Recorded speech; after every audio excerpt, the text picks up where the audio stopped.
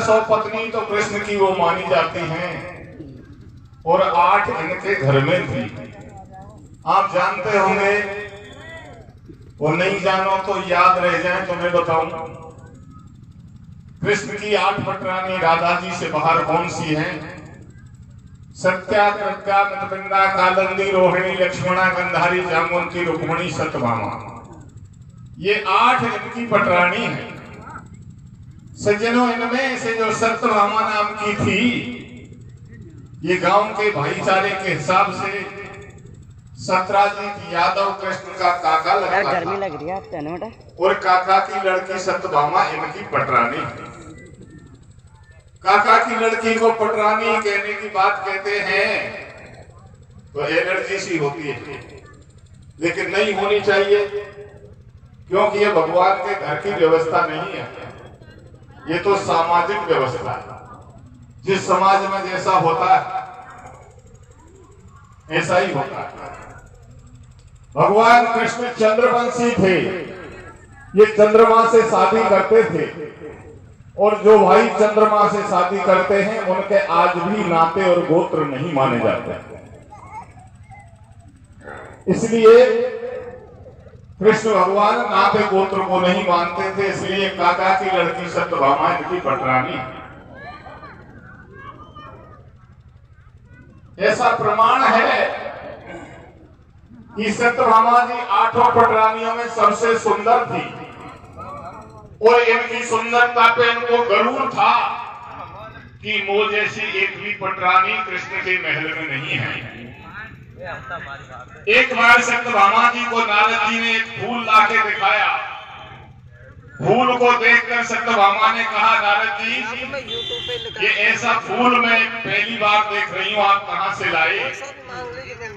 तो नारद ने कहा, इस फूल का वृक्ष दुनिया में एक है जो इंद्र के पास है। बोले, इस वृक्ष का नाम क्या है?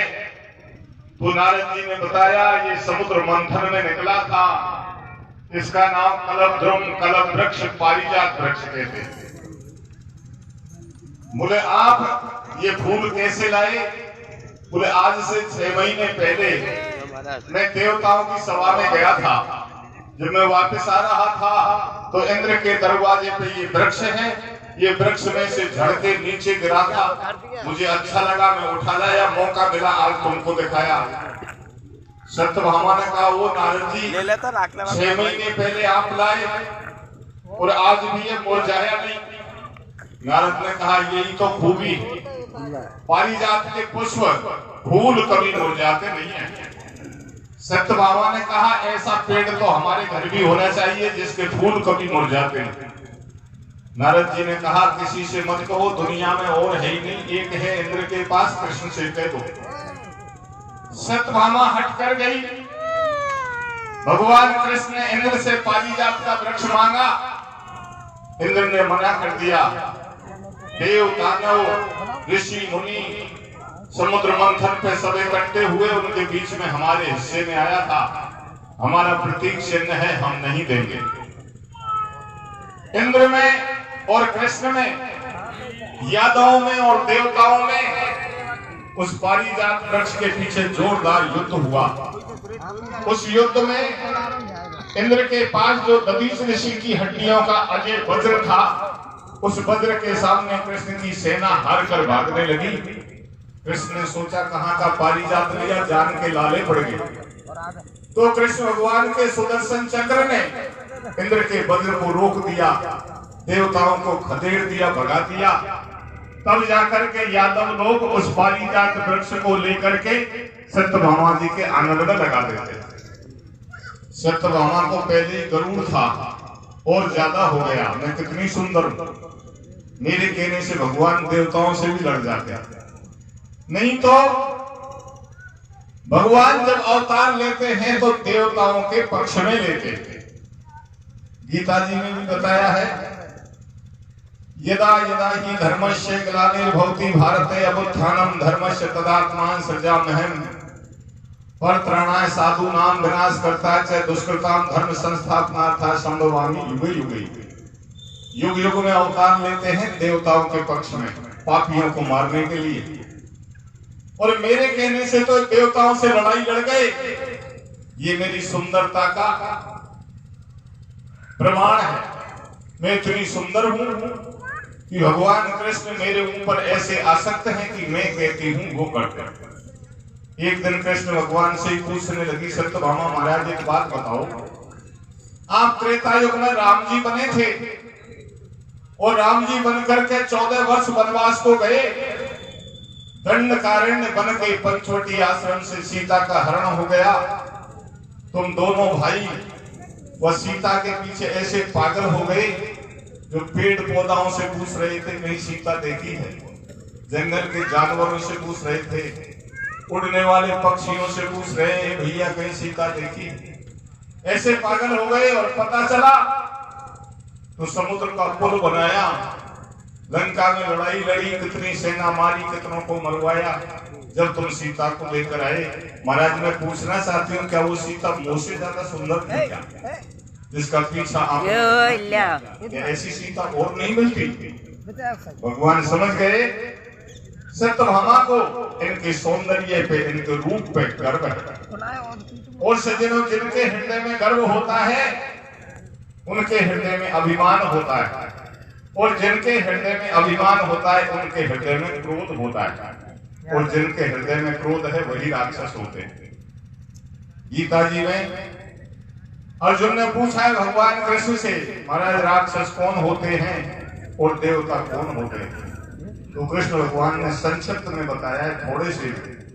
अर्जुन ने ये शास्त्र विधि मिथ्यक वर्तते काम कारत है, जो शास्त्र विधि को त्याग करे, मन माने ढंग से अहमता पूर्वक काम करता है, हे अर्जुन वही राक्षस होता है। भगवान सोच रहे मेरी प्रिय सत्यभामा पत्नी और अभिमान में आ गई है, गर्व है, इनका गर्व दूर करना चाहिए। तो देखिए भगवान गर्व को, अपनी पत्नी सत्यभामा के गर्व को ही नहीं छोड़ते तो हमारे तुम्हारे गर्व को कैसे छोड़ देंगे? आदमी को कभी गर्व नहीं करना चाहिए, कथा का सार भी यही है। तो देखिए सत्यभामा जी क्या कहती हैं, हाँ रे साची साची खेदे हो बलम घरवाड़ी सू, भैया साची साची खेदे हो बलम घरवाड़ी सू, ओ रो तो चोडोलो पानी में सीता प्यारी को, साची साची खेदे हो बलम घरवाड़ी सू, रो तो चोडोलो पानी में सीता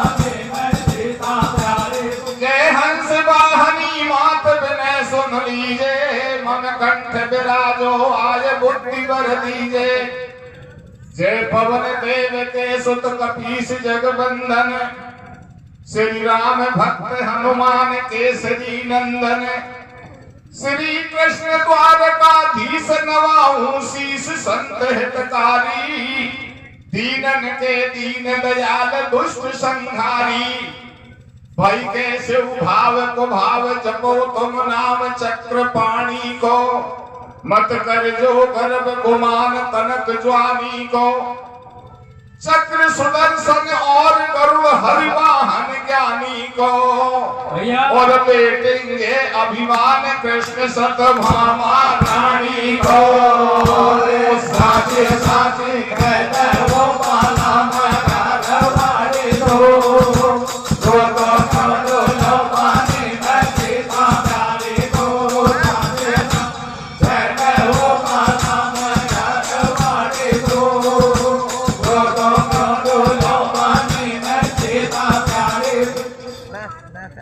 सत्यभामा बोली सुन लो पिया मुरारी, तुम त्रेता युग में बने राम अवतारी,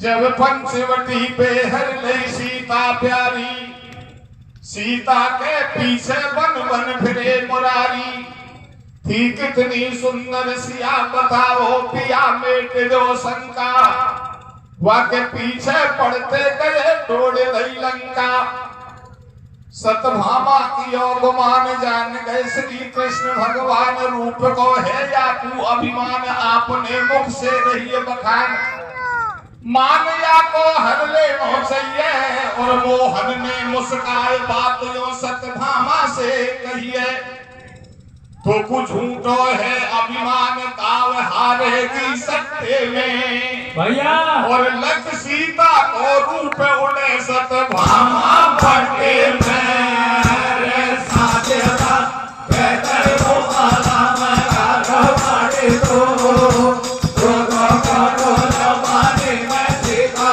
जाने तो साजेदा बेहतर हो आला में घाटे तो करो जमाने में सीता जाने तो।